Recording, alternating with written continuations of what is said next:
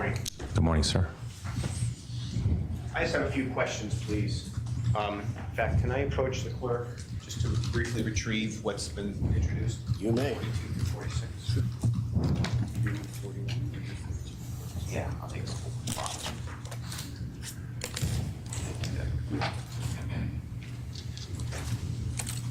So you were asking questions about these policies. Is the term policy deliberately used? And let me ask you in a different way. Are these hard and fast rules, or are they policies and guidelines that should be followed, but they're not hard and fast rules? That's correct, sir. And I believe it's the first chapter of our A&O specifies that we just mentioned. Okay, so guidelines are just that, guidelines. They're not hard and fast letter of the law rules, correct? Correct. Now, the A&O manual, the Administration and Operations Manual, that thing is like over 1,000 pages long, isn't it? That's correct, sir. And what we have here are sections of that manual. Now, when these sections change, you had testified or you were asked, were these in effect at a particular time? My question is this: when these policies change, is there a way, is there a requirement that troopers sign off and acknowledge that there's a change and they understand that there's a change? Yes, there are, sir. Okay. So, for example, in Trooper North's case, just because he's sitting here today, when these policies change, they have to be acknowledged, and that essentially his signature agrees and acknowledges, yes, I understand this change has been made. That's correct, sir. Okay. One of these documents, specifically felony traffic stops, states 45 and 46. You know, these traffic stops are initiated by the offender, correct? That is correct, sir. So these, well, and let's back up. Pursuits, the reason an officer would engage in a pursuit is because of the activity and actions of the offender, correct? That's correct. And the current state of the law regarding pursuits is that pursuits are not authorized, and I'm not using the letter of the law language, but correct me if I'm wrong, pursuits are not authorized if it's simply a property crime. That's correct. But pursuits are authorized if there's reasonable suspicion to believe that the offender, the suspect, has used, is using, or is about to use violent force, correct? That's correct, sir. And then and only then is a pursuit authorized. Correct, sir. Some of these policies are withdrawn. Some of these rules, the policies change at scattered times, right? One policy may change on this date, another policy may change on another date. Correct. Can I just have one last moment, Ryan? Yes.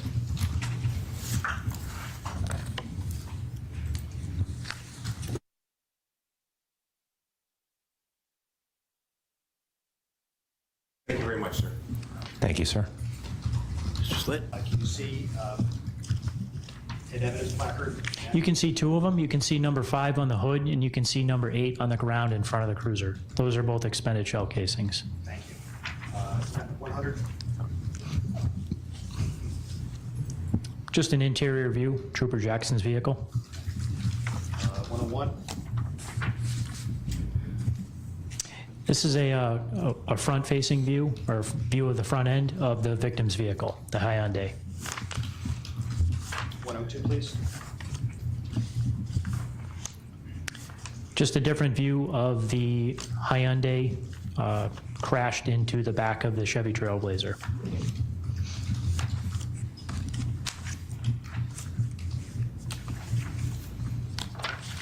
Uh, 104. This is a view of the front driver's side door of the Hyundai, and there's a measuring device placed in there just to give the viewer an idea of the size of the damage to the vehicle. 105, please. This is an overall view of the front driver's side window of the victim's vehicle. And the window shattered? The window is shattered, yes. 106? This is an overall view from the front passenger side door, just showing the interior compartment of the vehicle. And there's some glass on that passenger seat? There is. And 107? So this is an overall view of the front passenger seat of the vehicle. In that photograph, you can see a bullet projectile amongst the glass on the seat. Can you zoom in on that? That's the bullet projectile. And that's evidence? It is. It was entered this morning. Thank you.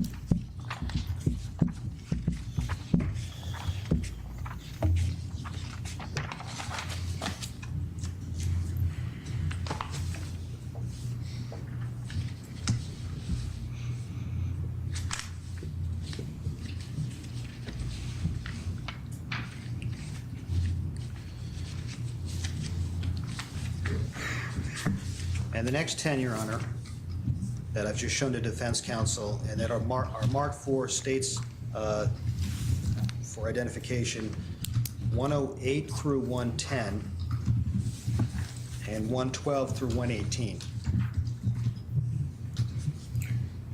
Okay. Should be 10.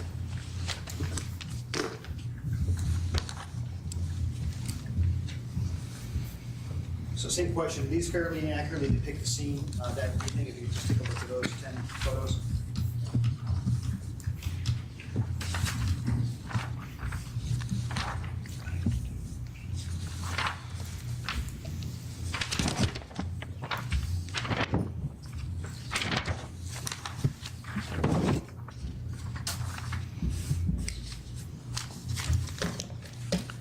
They do. These photographs are pictures of the vehicles and evidence seized from the scene that night. I'd offer them, Your Honor. No objection. Full exhibits 108 to 110 and 112 through 118. If you could just publish these in order beginning in 108. Yes, sir. So that's the front passenger seat headrest.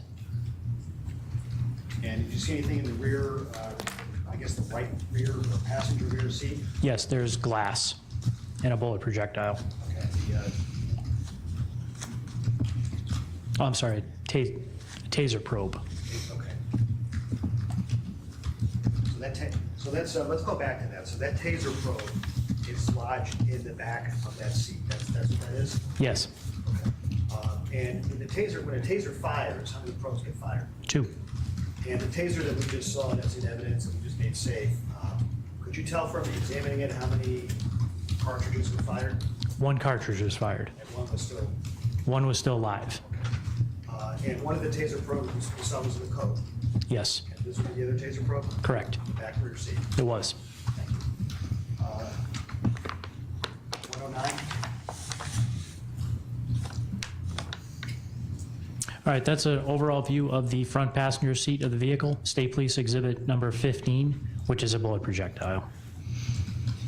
And we'll go, you don't need to go to the next one. 110, please. That's just a closer up view of State Police Exhibit 15, which is a bullet projectile. Maybe zoom in on that a little bit. Okay, and that's already in evidence from this morning? It is. And there's some big fibrous material in that projectile? Yes. Around it?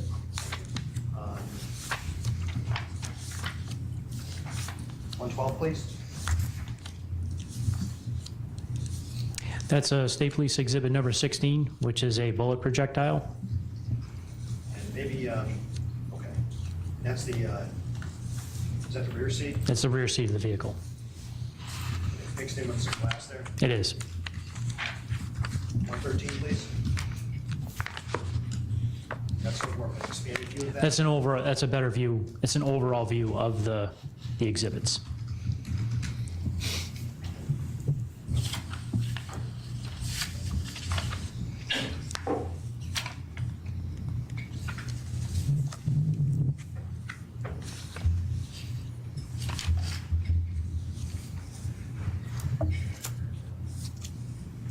So I guess my question, if we could go, just to make sure we understand, that's a bullet projectile 116. It is. And if we go back to 108, is what we're seeing, is that the bullet projectile or is that the taser probe? That's the taser probe. Okay.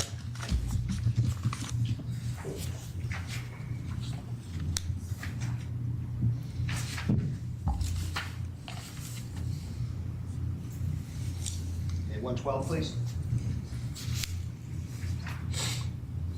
It's an overall view of State Police Exhibit number 16, which is one bullet projectile. And 114. This is an overall front view of Trooper North's cruiser. And you see the Hyundai on the left? I do. 115, please. This is an overall driver's side view of Trooper North's cruiser.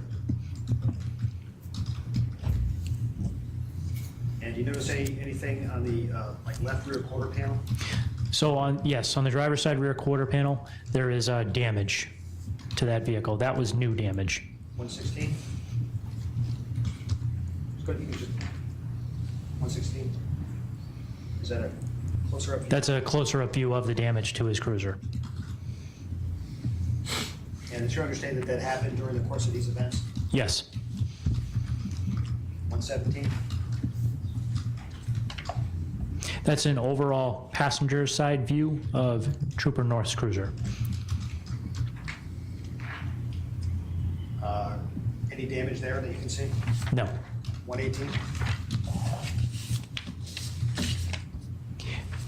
This is an overall view of the sidewalk once we remove the medical equipment.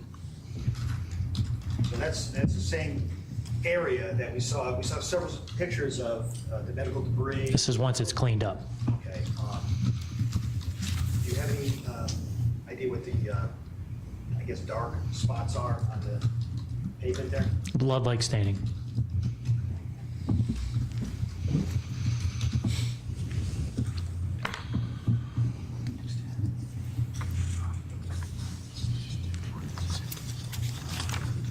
Yeah, that's okay.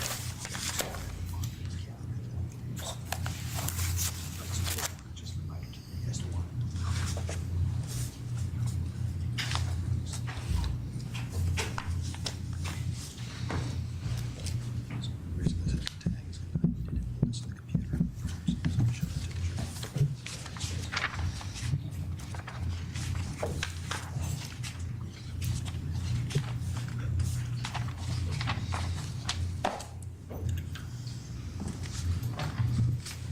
And I've just shown to defense counsel, Your Honor, the next 10 exhibits the state. And you were the main investigator for, obviously, an officer. Now, is that standard operating procedure to only investigate a case for a day and a half? No.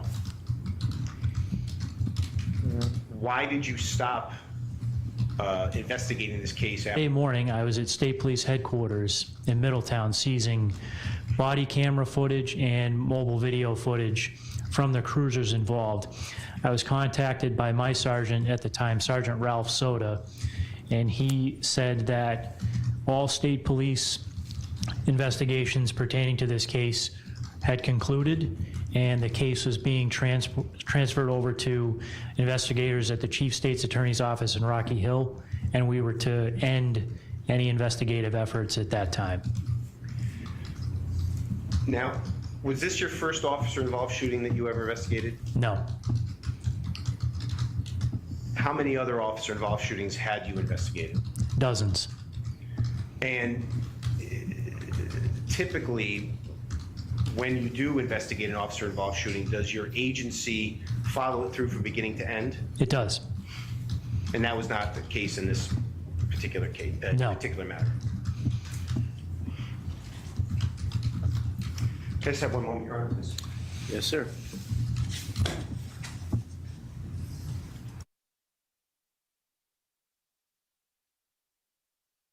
Thank you very much, sir.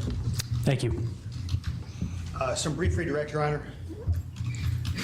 So Mr. Suleiman was speeding. Correct. Maybe he committed reckless driving, Correct. changing without lanes, Correct. perhaps some other infractions. Correct. So he deserved to be prosecuted. Correct. He didn't deserve to be killed, though, did he? Objection. Withdrawn. Sustained. Someone, Stricken, please, would you strike that, ma'am? So you talked about the taser use. Somebody who's using a taser, who's aware and has the training that you have as a trooper or a police officer, they would take into consideration how far away they are from a subject they're planning on tasing, correct? Correct. So with respect to, you talked about how it's, I think even on direct and on cross, how the effectiveness of a taser will be affected by how close you are and how dispersed the probes deploy when they strike the person. Correct. So somebody who's planning on using a taser should take that into consideration, shouldn't they? They should.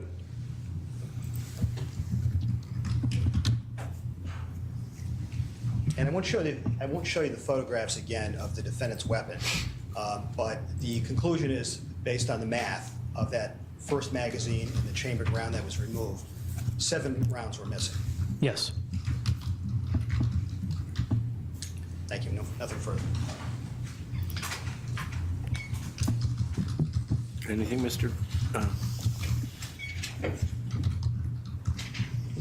Nothing further, thank you.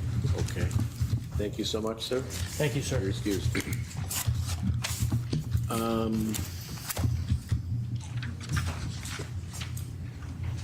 We have an additional witness, Your Honor, or want to conclude for the day, that's fine as well. I think we conclude for the day, unless you have a really short witness, but I think we should, I don't want to cramp your style, sir. So I would say we should probably conclude for the day. We will, we'll- okay.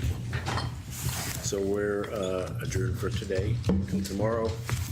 In the meantime, please do not make up your mind or form any opinions about the evidence you've heard so far. You've heard more, you'll still hear more. Do not discuss the matter with anyone, including your fellow jurors, any of this at all. And you're not to seek out any information outside, don't do any investigation, or go to the scene of the incident. Do not respond to inquiries from the press. If you think that somebody is from the press, do not do that. Don't respond to inquiries from anyone about the case. And in the event you run across coverage of this matter, which could happen, avoid watching it, please. Like I told you at the beginning, we want to keep you the way you were as to this case when you got here last week. Okay? I hope you have a pleasant evening. Leave your notebooks here and the marshals will collect them, okay? Thank you.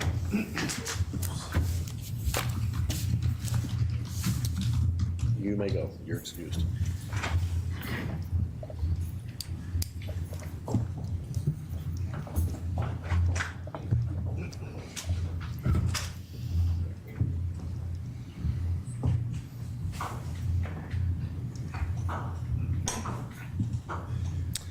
Do we have anything to take up? No, Your Honor. Okay, thank you. We'll see you in the morning. All rise.